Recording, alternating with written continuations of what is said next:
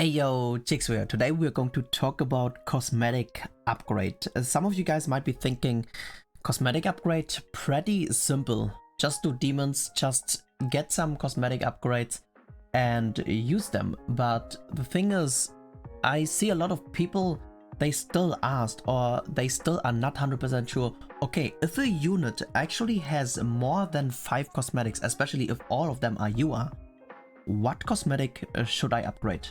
And yeah, before we're going to jump into that, we're going to basically tell you guys some basics. Where can we get cosmetic upgrades? So first of all, I would say the easiest way to get cosmetic upgrades is obviously just doing demons. So if you guys are, for example, doing Belmos, I would advise you guys to actually run, wait, let me show you guys, to actually run the green Daddy, because if you can actually run the green Daddy, she can actually give us a bonus drop, well, at least if you do have the cosmetics. So basically up to 6 times per day, she can give you a bonus box where a random cosmetic drops, which is pretty good, I would say. Another thing is basically, you can do red, you can also do grays, you can also do crimsons, and yeah, depending on that, he gives bonus for HP, he gives bonus for defense, he gives the cosmetic upgrade for attack. But the thing is, what if you're going to spawn a demon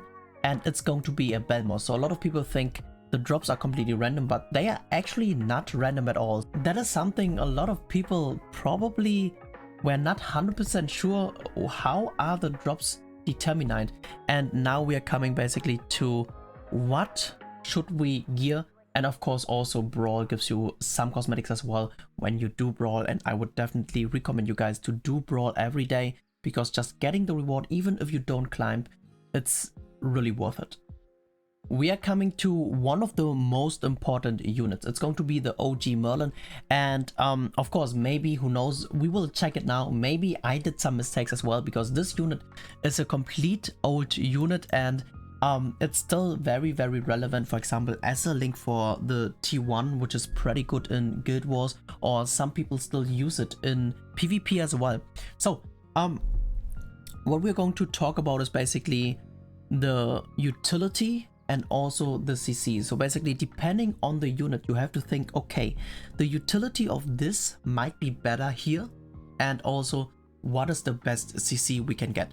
So in general, in defense cosmetics, they all have the same value. So any of those substats like resistance, crit defense, crit resistance, or yeah, those 3, they are always giving 4 CC each, which means basically defense pieces are the easiest to determine which gives you the most CC.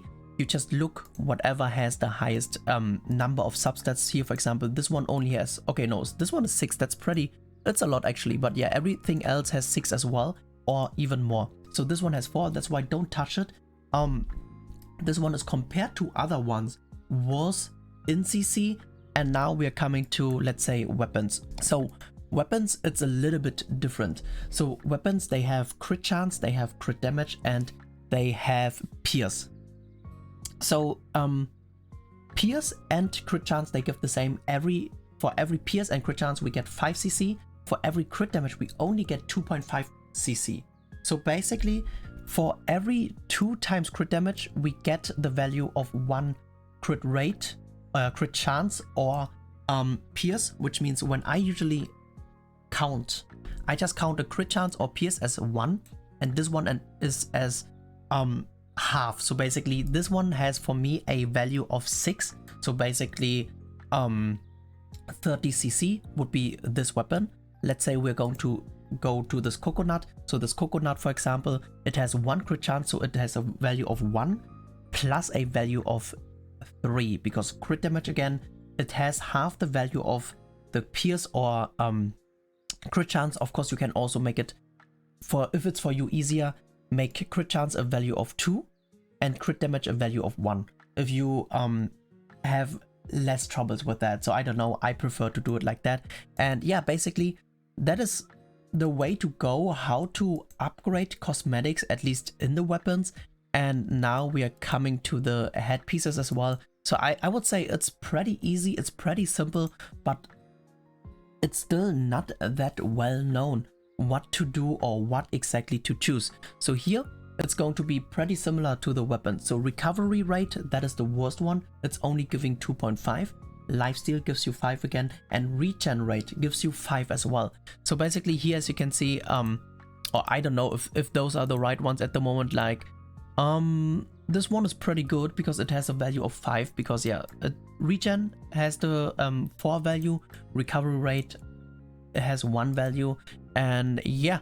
Oh damn, this one is really insane. So the problem is, obviously Merlin is such an old unit, and those cosmetics, they came up later. So is it worth it to upgrade cosmetics even though a unit is already maxed out? No, it's not. I would say for some units it might be, like if you are going to use them in PvP a lot. Like I think my T1 probably has more than just 5 cosmetic upgrades, because yeah, T1 back then was 100% meta. Or no, I know exactly Barn has. Barn, for example, I decided to make a 5th weapon because later on he got a weapon which was 5% crit chance. So here we removed this one instead. Like I actually don't know if it's gonna be better, because the thing is, crit chance is pretty important on Barn. I think you guys know that.